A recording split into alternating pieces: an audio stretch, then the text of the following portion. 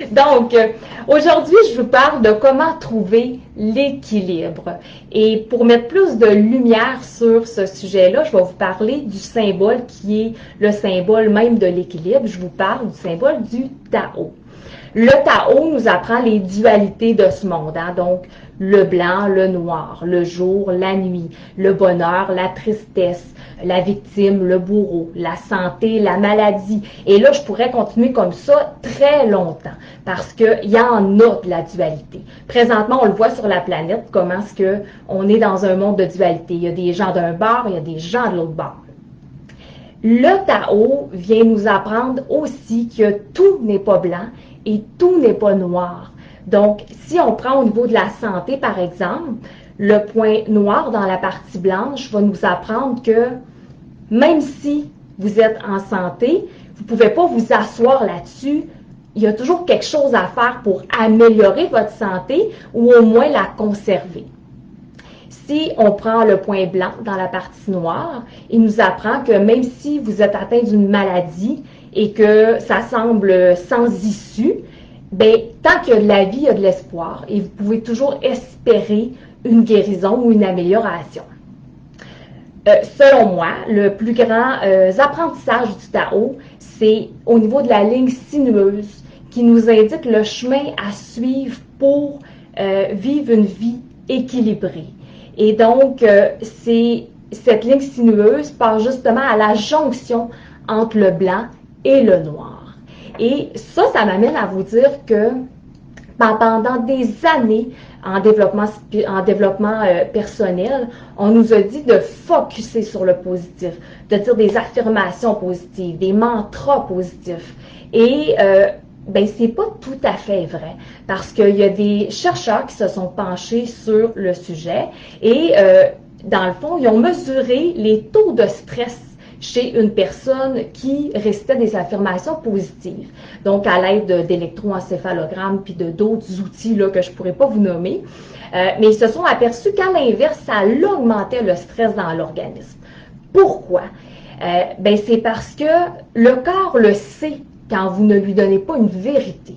Je vais vous donner un exemple d'une personne, d'une femme, exemple, là, qui vivrait dans l'insécurité financière au point même d'avoir peur de ne pas pouvoir nourrir ses enfants à la fin de la semaine. Et là, cette femme-là se répéterait à longueur de journée, « Je suis riche et prospère, je suis riche et prospère ». Mais c'est pas vrai. Elle n'y croit pas. Donc, ça met son corps en état de stress.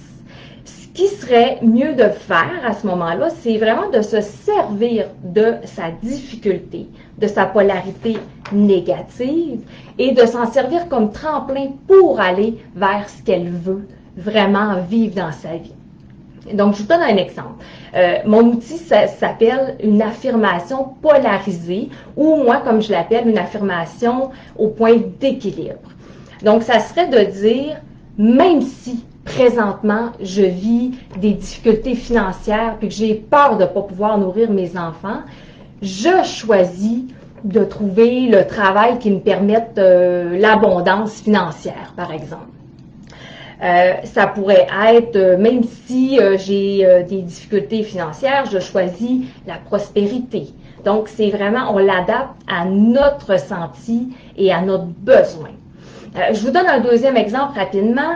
Quelqu'un qui serait malade et qui se répéterait « je suis en santé, mais profondément, elle se sent malade.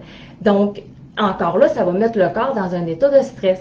Alors, ce qui serait mieux de dire, c'est même si je me sens malade, je choisis d'installer la santé dans chacune de mes cellules. Ça pourrait être ça. Comme je vous dis, on l'adapte selon ce qui est vrai pour nous. Donc, voilà, c'est l'outil que j'avais à vous proposer aujourd'hui. C'est un outil qui est très puissant. Il n'est pas magique parce que je ne crois pas que ça existe des outils magiques. Je pense qu'un chemin de guérison, ça se marche vraiment un pas à la fois.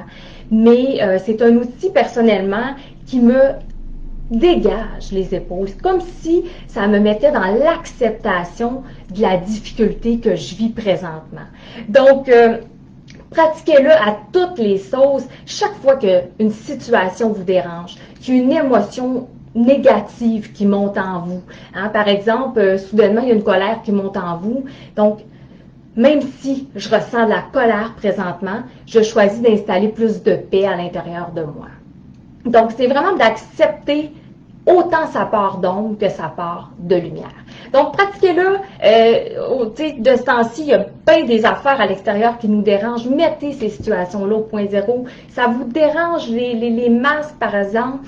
Vous voyez quelqu'un avec un masque dans la rue, ça vous dérange, bien, même si ça mérite de voir cette personne-là avec un masque, je choisis d'être dans l'acceptation. Tout simplement. Je vous le dis, ça fait vraiment de l'acceptation. Moi, ça me libère les épaules. Donc, voilà, c'est ce que j'avais à vous proposer aujourd'hui. Sur ce, ben, je vous dis à la semaine prochaine pour un autre live, lundi, 8h30. Et si vous avez le goût de commenter, n'hésitez pas. Merci, Yann. Hein, Yann, justement, le Yann, ça te parle, je crois. Donc, voilà, merci. À bientôt, à la semaine prochaine.